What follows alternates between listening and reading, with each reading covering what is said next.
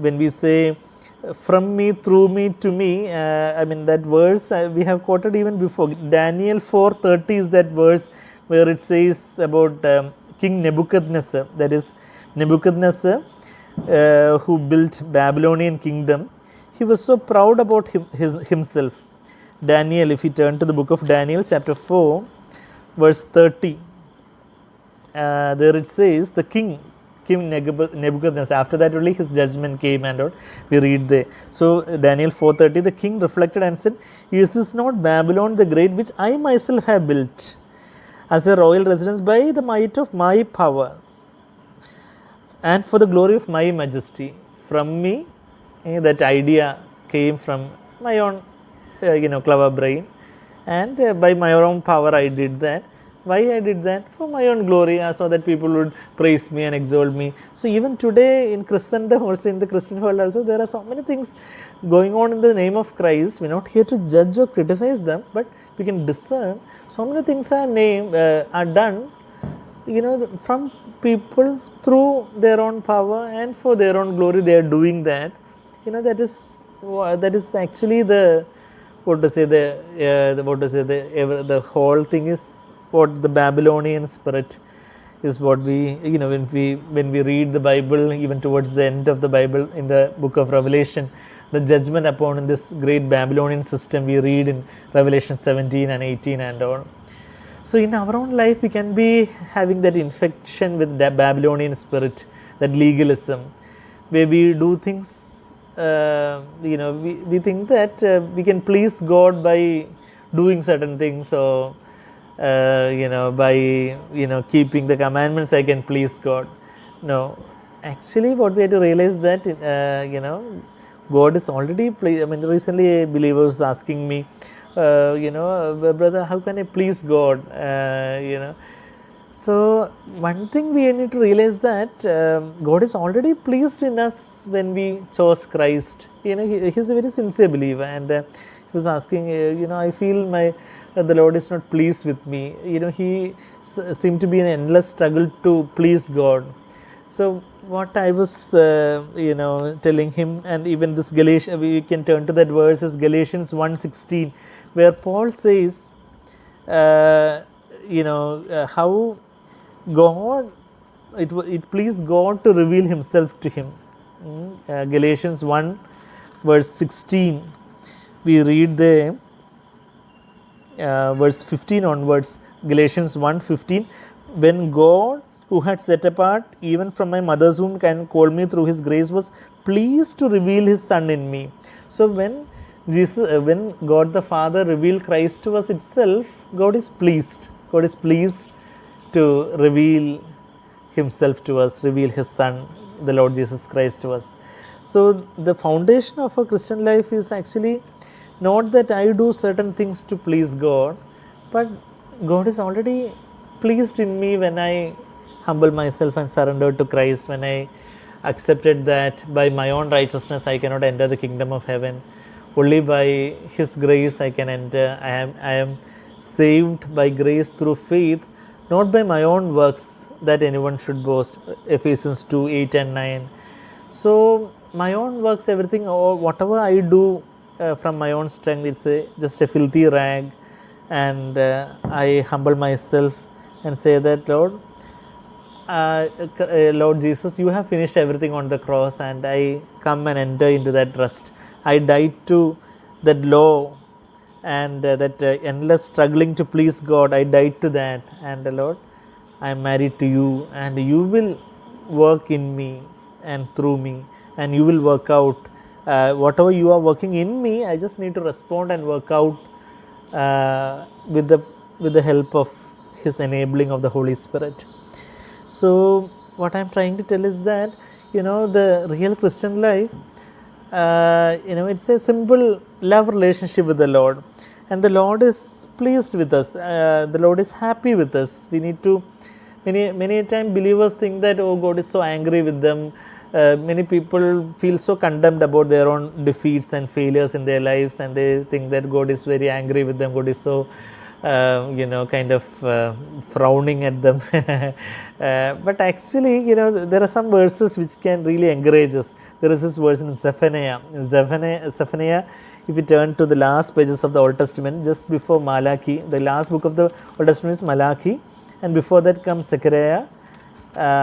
Before that, Haggai, and before Haggai is Zephaniah. So Zephaniah chapter 3. So if we turn from the reverse order, Malachi, Zechariah, Haggai, then Zephaniah. Zephaniah chapter 3, the last chapter of Zephaniah, Zephaniah chapter 3 verse 17. There it says about how God is already pleased with us when we are His child, when we have chosen, when we are really repentant. Of course, if we are continuing in sin, of course God is grieved in us. He is sad about us. If we choose to continue in sin, of course He would be angry, and then He has to deal with us very strictly and all. That is true. But if we have really repented, if we turn away, if we are repentant, means if we tell the Lord, I do not want to continue in sin, I want to come to you, I want to please you, I want to be pleasing to you, then we can look up to the Lord in that faith and hope, and we can hear the Lord telling us like this from verse 17. Zephaniah 3:17 says, "The Lord your God is in your midst, a victorious warrior. He will exult over you with joy." He was exulting over, just like how a father or mother will be so rejoicing in their children, especially when they are small. Of course, even older children also parents are delighting in. But especially when the newborn babe or the little children, they will be so happy to pick them up. The children, they will be caressing the children and all. Most of you would be hearing me would be parents and all, and how you will be rejoicing in your son, in your daughter. And so like that, if we earthly parents are able to do that, how much more the Heavenly Father is exulting over us with joy. He is already pleased in us when we rest in Christ. He will be quiet in His love. He will rejoice over us with shouts of joy. Zephaniah 3:17, and he is even Zechariah 2:8 says that we are the apple of His eye. And when we have repented and when we come to the Lord with a sincere and genuine heart, we can believe that the Lord has accepted us, and we are accepted in the beloved. The NKJV version of that Ephesians 1:5 says we are accepted in the beloved. The Lord has already accepted us. We are the beloved of the Lord. If we read that Song of Songs, the beloved of the Lord, that we are the bride of Christ. The Lord loves us so lavishly, and we have to be secure in His love. And we need to understand that it is not by my own strength that I need to do so many things. The problem with if I do by my own strength some righteous deeds and all things, I will tend to look down on other people and will be criticizing them, and we will be just like the Pharisee in the Luke 18 parable, the famous parable of Pharisee and the publican is there in Luke chapter 18. They both went to the temple and prayed. And the interesting thing is that if you turn to that parable in Luke chapter 18 verse 9 to 14, there we read the Pharisee actually was praying to himself. He said to himself, God. In other words, he is calling himself God. He was the God of his own life. Luke 18 verse 9, Jesus spoke to this parable. To whom did Jesus speak this parable? There it says, Jesus spoke this parable to some people who trusted in themselves. That is the Pharisees. We trust in ourselves, and they trusted in themselves that they were righteous and viewed others with contempt. So when we are that legalism in us is actually we trust in ourselves, and we think that we are very righteous.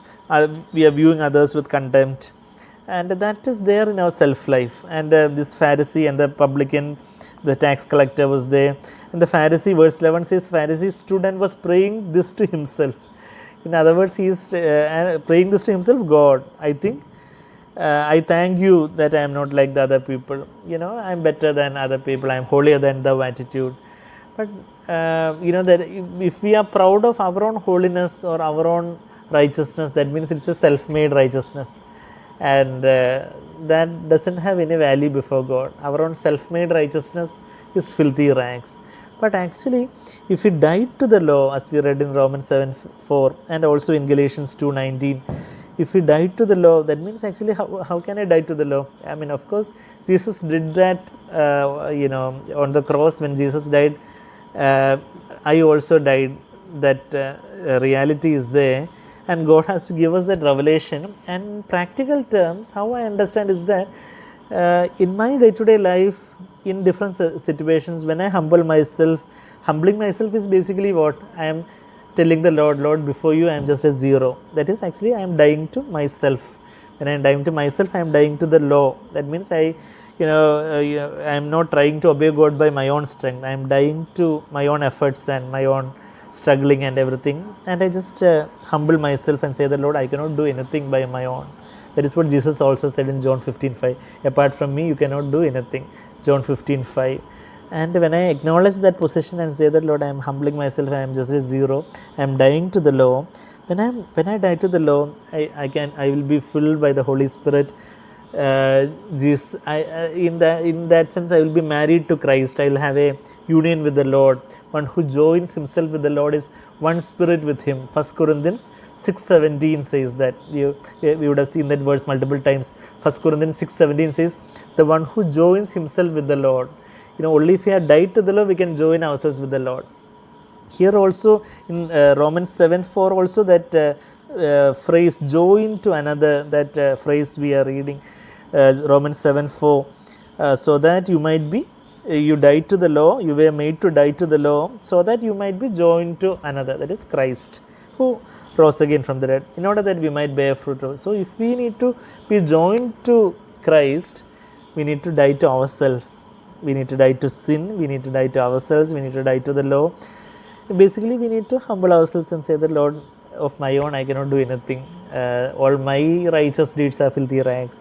So I just want to die to myself. And so, should I do nothing and, sit idly like that? No, not like that. So that is another extreme some people go to. But when I humble myself truly and recognize myself as nothing, what will happen is that the Holy Spirit will come and flood my heart. I will be joined to Christ. When we are humbling ourselves to the utmost, the Spirit of grace, God gives grace to the humble, and grace is the power of the Holy Spirit, and Holy Spirit will come gushing upon our life. The Holy Spirit floods our life, and the Holy Spirit will be living out the life of Christ in us.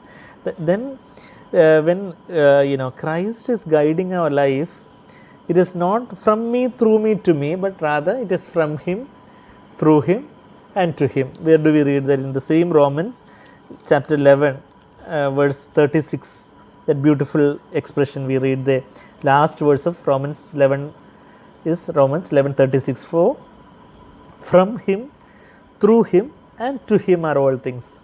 So, I have heard from Brother Zach, this from Him, through Him, to Him is the gold, silver and precious stones that we read in 1 Corinthians 3:12-15. In the judgment seat, there will be two categories of works. One is gold, silver and precious stones. The other will be wood, hay and straw. Wood, hay and straw would be Daniel 4:30, from me, through me, to me. But, gold, silver and precious stones would be from God. That means actually when I die to myself, whatever the Lord is prompting me to do, and the Lord is prompting me to study, the Lord is prompting even to take care of my patients, to look after, take care of the responsibilities at home, probably to take care of bring up children, to do all the household chores, and so many things in our life. Whatever we are supposed to do, when we are relying on the Lord for everything, we are telling the Lord, I am humbling myself. I am just nothing, Lord. I cannot do anything of my own, and I am humbling myself to the Lord. The Lord will flood me with His strength, and with His strength I will be able to do. So from Him and through from Him, that means actually He only is giving me the prompting and the idea and the He is guiding me, and through Him, that means through His strength, and to Him, whatever I am doing, Lord, it is not for my glory, Lord. I want to decrease. I want you to increase. I want your name to be lifted high. I do not want my fame or honor or anything, Lord. I want people to respect your name be hallowed, your kingdom come. So that attitude we'll have, and Christ will be living out, and that is from that legalism to that Christ likeness, where we will be bearing fruit for God. That Romans 7:4, we might be joined to Christ, then we will be bearing fruit for the Lord. It's just like when we abide in the Lord, the same thing we read in John John 15, 4 and 5. John 15, the famous portion of the vine and the branches. We abide in the Lord means what? We are not abiding in ourselves, but we are abiding in the Lord. We are surrendering ourselves to the Lord and committing ourselves to the Lord. That is John 15, 4. Abide in me and I will abide in you. So when I abide in the Lord, I surrender myself totally, humble myself totally to the Lord and give myself forward to the Lord. And the Lord will abide in me. The Lord will abide in me means the Lord will live through me. That means Lord will fill me with the Holy Spirit. Just like the sap, when the branch is attached to the vine, joined to the vine, the sap from the tree, sap from the vine will be flowing through to the branches, and there will be fruit in the vine. So like that, when I abide in the Lord, when I humble myself and surrender myself to the Lord will be abiding in me. The Lord will be flooding my heart with the Holy Spirit and empowering me. Then you will bear much fruit, and I in you. And as the branch cannot bear fruit of itself unless it abides in me, neither can you unless you abide in me. So the fruit within, Jesus says, John 15, 5, I am the vine, you are the branches. He who abides in me and I in him, he bears much fruit. The same thing we read in Romans 7, 4 also, that we might bear fruit to the Lord. We need to be joined to the Lord. For apart from me, you cannot do anything. This is what John 15, 5 says. Even Paul says, with this verse we will conclude. Paul also says in Colossians 1, 29, Colossians, he says how he labors. Paul was the apostle who would have labored the maximum for the Lord. Of course, all apostles labored, but that example of Paul is clearly depicted in the New Testament by the Holy Spirit. And he says, Colossians 1:29, the last verse of Colossians, for this purpose I also labor. He labored, but how? Striving according to his power, which mightily works within me. You are built up in Christ. So, how he labored? He did not labor by his own whims and fancies. Oh, I want to do this, I want to do that. No, he always waited upon the Lord, and the Lord guided him. The Lord gave him the prompting. Lord empowered him, and he worked for the Lord's glory. So, according to the mighty power of the Lord which mightily worked in him, he labored. He did not labor in his own strength. So that is the Christian life. We do so many things, but it is from the Lord, through the Lord, to the Lord, and then whatever we do from the Lord, through the Lord, to the Lord will be the righteous acts of the saints. That will be the bridal garment. It was very interesting to see that great contrast in the Bible. The filthy rags on one side, Isaiah 64:6, and Revelation 19:7 says about the bridal garment. Bridal garment is what? Revelation 19, verse 7 and 8. For the marriage of the Lamb has come, and his bride has made herself ready. Verse 8, Revelation 19:8. It was given to her to clothe herself in fine linen, bright and clean, for the fine linen is the righteous acts of the saints. So the righteous acts of the saints, whatever we do from the Lord, through the Lord, to the Lord, that will become a stitch in the bridal garment, which we will be wearing as the bride of Christ in all throughout eternity. So the righteous works which the Lord did through us, that will be the bridal garment.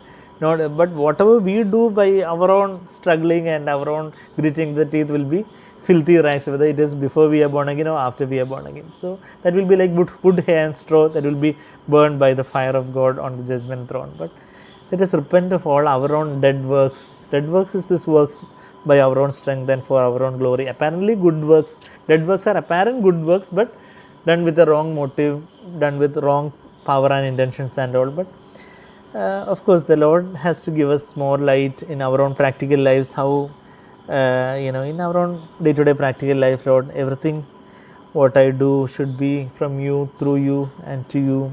Of course, we all have fallen short of His glory. We all have so many dead works in our lives, knowingly and unknowingly. We can repent of that and tell the Lord, Lord, I do not have light. Cleanse me with your blood. Shall we close our eyes in prayer? We can pray to the Lord and ask the Lord to cleanse us from all the dead works in our lives.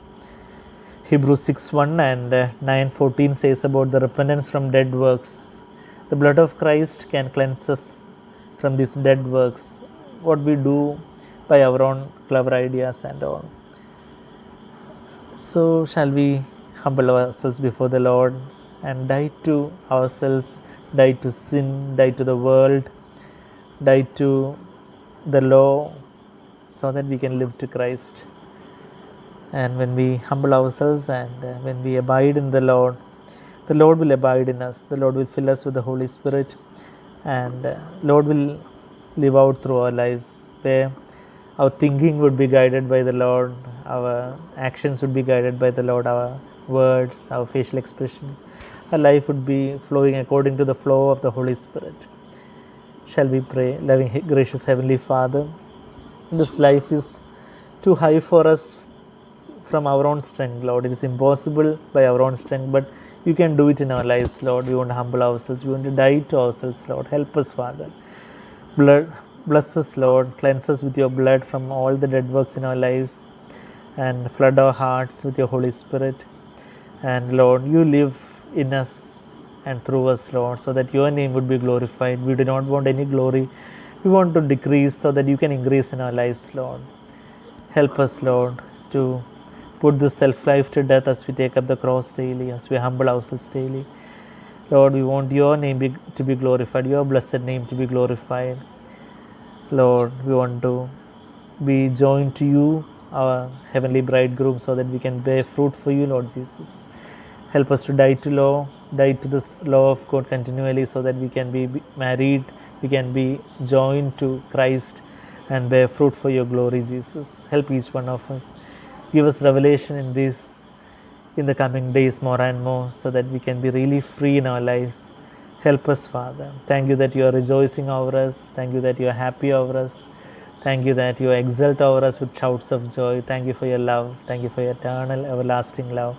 Thank you for accepting us as we are, Lord. Thank you for giving us the righteousness of Christ, that righteousness imputed upon us, and that you slowly impart into our lives as we trust you, as we die to ourselves and trust you, Lord Jesus. Thank you, Lord Jesus. Thank you for preparing that bridal garment through our lives every day. In Jesus' precious, sweetest name we pray. Amen.